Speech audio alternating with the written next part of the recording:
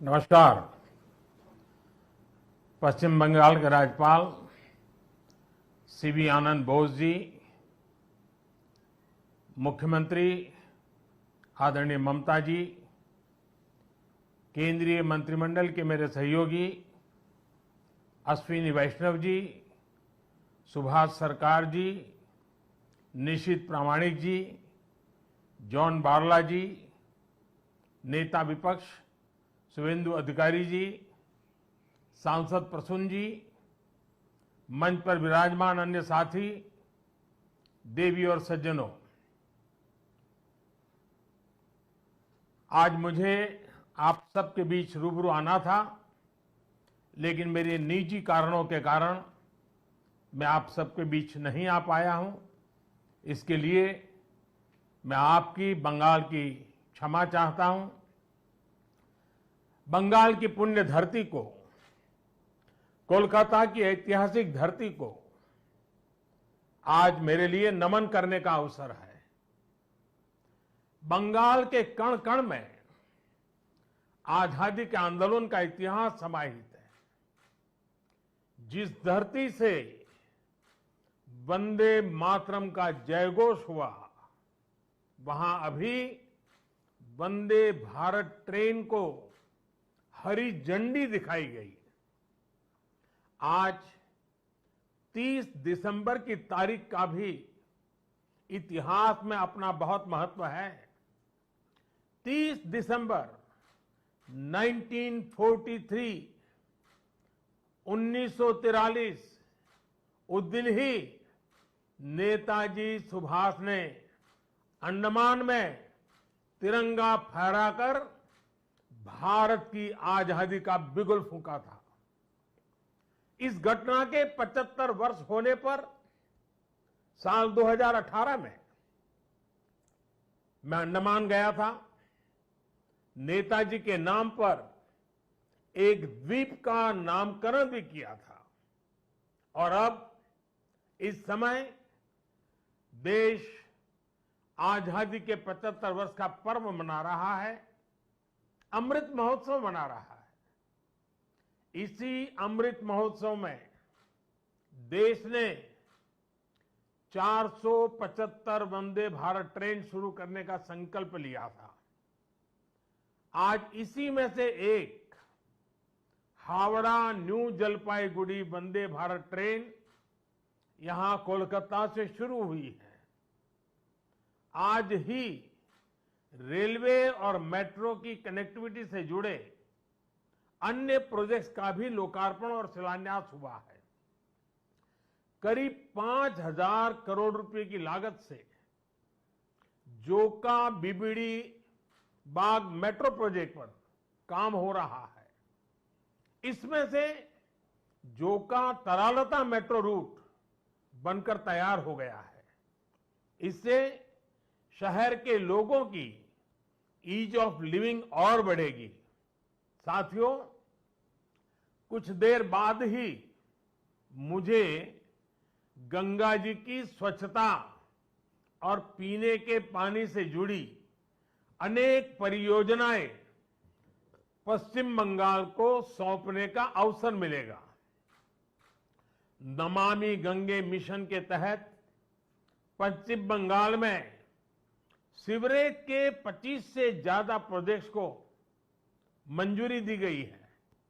इनमें से 11 प्रोजेक्ट पहले ही पूरे हो चुके हैं और 7 प्रोजेक्ट आज पूरे हो रहे हैं। आज 1,500 करोड़ की लागत से 5 नई परियोजनाओं पर काम भी शुरू हो रहा है। इसमें जो प्रमुख है वो है आदि गंगा नदी का पुनरुद्धार। मुझे बताया गया है कि अभी आदि गंगा नदी की स्थिति दुर्भाग्य से बहुत खराब है। इसमें जो कूड़ा कचरा गिरता है, सीवर का गंदा पानी गिरता है, उसकी सफाई के लिए 600 करोड़ रुपए से अधिक का आधुनिक इंफ्रास्ट्रक्चर तैयार किया जा रहा है। हम लोग अक्सर व्यक्ति के जीवन में प्रिवेंटिव हेल्थ केयर की बात तो करते रहते हैं और हम कहते हैं कि दिनचर्या वो होनी चाहिए कि बीमारी की नौबत ही ना आए।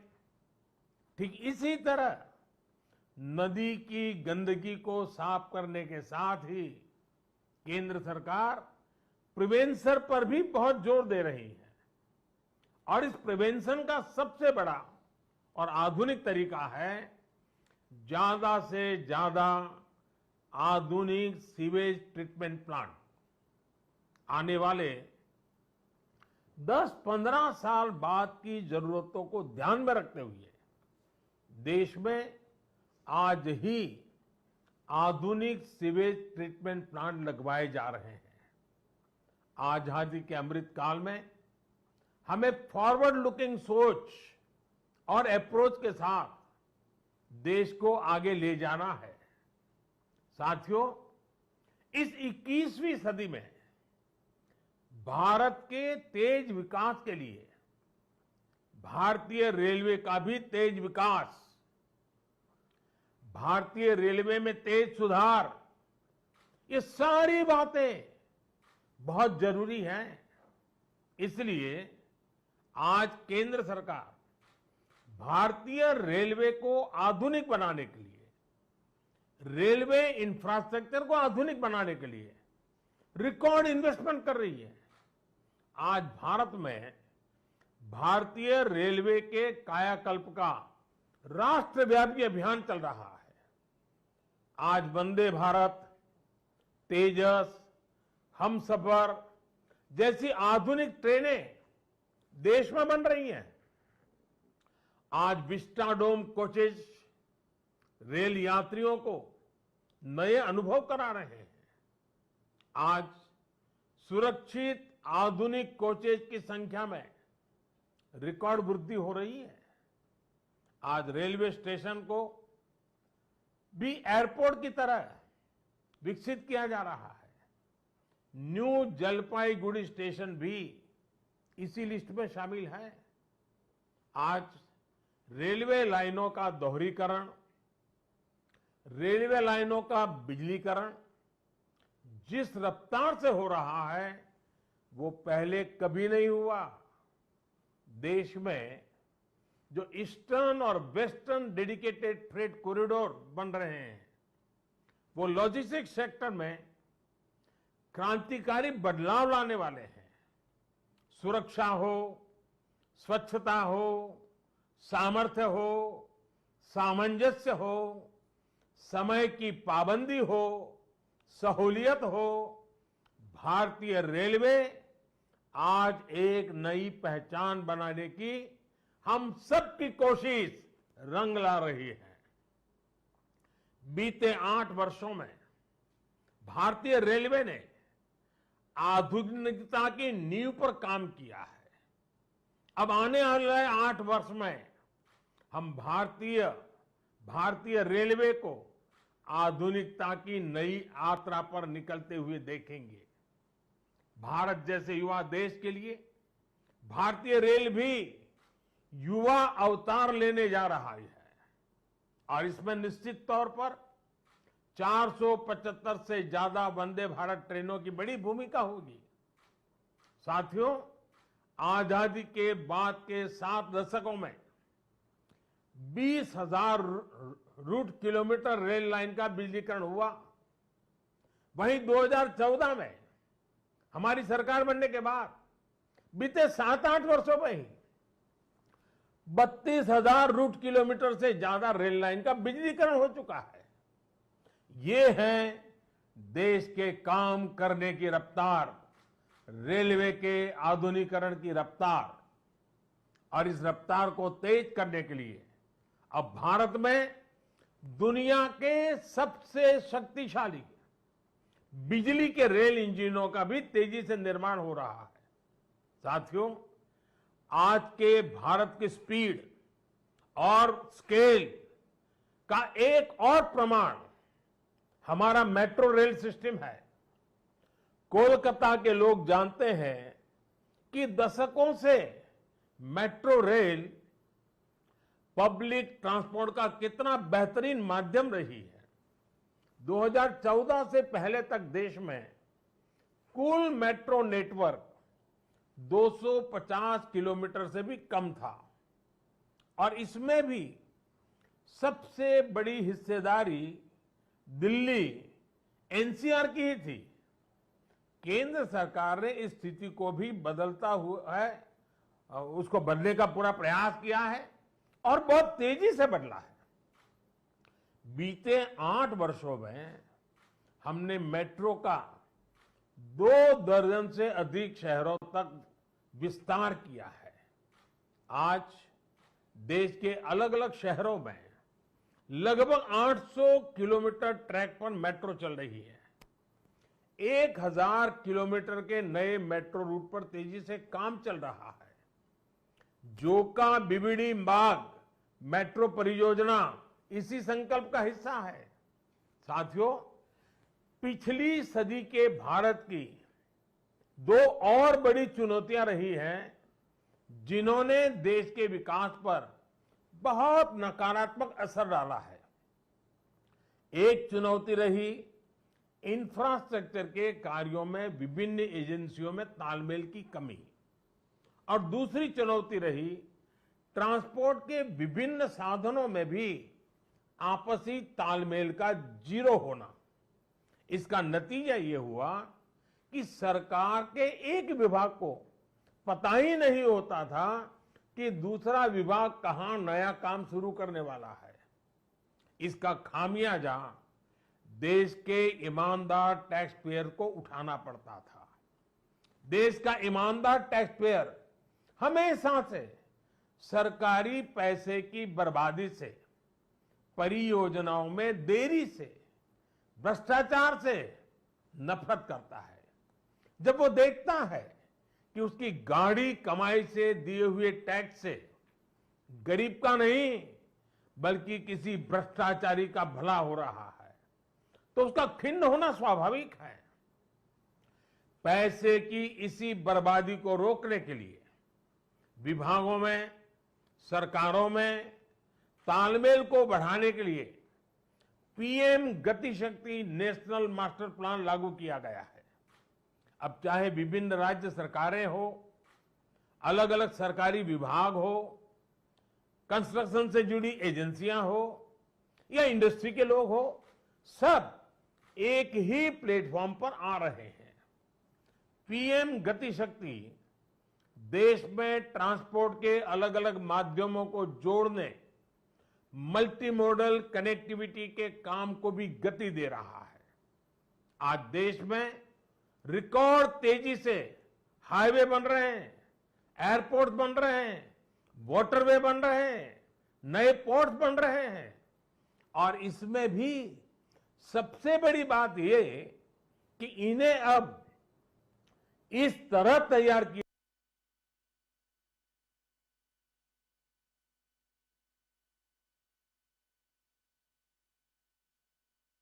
हाईवे बेहतर तरीके से रेलवे स्टेशनों से कनेक्ट हो, रेलवे स्टेशन एयरपोर्ट से कनेक्टिविटी हो, लोगों को ट्रांसपोर्टेशन के दौरान सीमलेस कनेक्टिविटी भी मिले। साथियों, 21वीं सदी में तेजी से आगे बढ़ने के लिए हमें देश के सामर्थ्य का सही इस्तेमाल करना होगा। मैं देश के लोगों को वाटरवेज का उदाहरण भी देना चाहता हूं। एक समय था जब भारत में व्यापार, कारोबार और टूरिज्म के लिए वाटरवेज का बड़े पैमाने पर इस्तेमाल होता था। इसलिए कितने ही शहर नदियों के किनारे बसे, नदियों के किनारे इतना औद्योगिक विकास हुआ, लेकिन इस सामर्थ्य को पहले सैकड़ों वर्षों की गुलामी और फिर आजादी के बाद की सरकारी उदासीनता ने तबाह कर दिया। अब भारत अपनी इस जल शक्ति को बढ़ाने पर काम कर रहा है। देश में 100 से ज्यादा वाटरवेज और विकसित किए जा रहे हैं। भारत की नदियों में आधुनिक क्रूज चले, व्यापार भी हो, टूरिज्म भी हो। इस दिशा में हम तेजी से आगे बढ़ रहे हैं।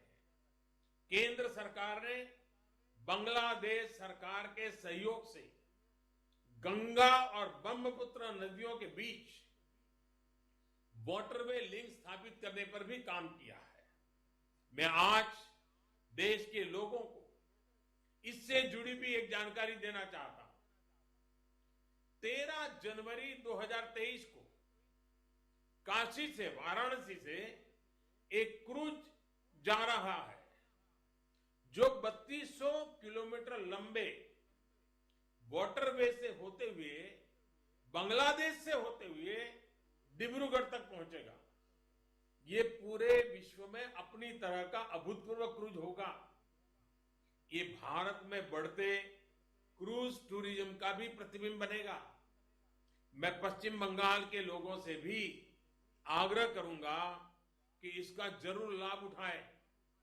वैसे आज मैं एक और बात के लिए विशेष तौर पर बंगाल के लोगों को नमन करना चाहता हूं। बंगाल के लोगों में देश की मिट्टी के प्रति जो प्रेम रहा है, उसका तो मैं हमेशा कायल रहा हूं। देश के विभिन्न हिस्सों को जानने के लिए, देश के विभिन्न हिस्सों में भ्रमण के लिए बंगाल के लोगों में जो उत्साह होता है वो अद्भुत होता है। बहुत से लोग पहला मौका मिलते ही किसी और देश में घूमने निकल जाते हैं, लेकिन बंगाल के लोग हमेशा अपने देश को प्राथमिकता देते हैं। बंगाल के लोग पर्यटन में भी नेशन फर्स्ट की भावना को लेकर चलते हैं। और आज जब देश में कनेक्टिविटी बढ़ रही है, रेलवे, हाईवे, वाटरवे आधुनिक हो रहे हैं, तो इससे ईज ऑफ ट्रैवल भी उतना ही बढ़ रहा है। इसका बड़ा लाभ बंगाल के लोगों को भी मिल रहा है। साथियों, गुरुदेव टैगोर द्वारा रचित प्रसिद्ध पंक्तियां हैं, ओ ओमार देशेर माटी, तोमार पौरे ठेकाई माथा। यानी, हे मेरे देश की माटी, मैं तुम्हारे आगे अपना सर झुकाता हूं। आजादी के इस अमृत काल में मातृभूमि को सर्वोपरि रखते हुए हमें मिलकर काम करना है। आज पूरी दुनिया भारत को बहुत भरोसे से देख रही है। इस भरोसे को बनाए रखने के लिए हर भारतीय को पूरी शक्ति लगा देनी है। हमें हर दिन का उपयोग राष्ट्र निर्माण में करना है। हर पल का उपयोग राष्ट्र निर्माण में करना है। देश सेवा के कार्यों में हमें रुकना नहीं है। इन्हीं शब्दों के साथ मैं अनेक परियोजनाओं के लिए बंगाल को बहुत बहुत बधाई देता हूं। फिर एक बार आपका अभिवादन करता हूं और मैं अपनी बात को समाप्त करता हूं। बहुत बहुत धन्यवाद।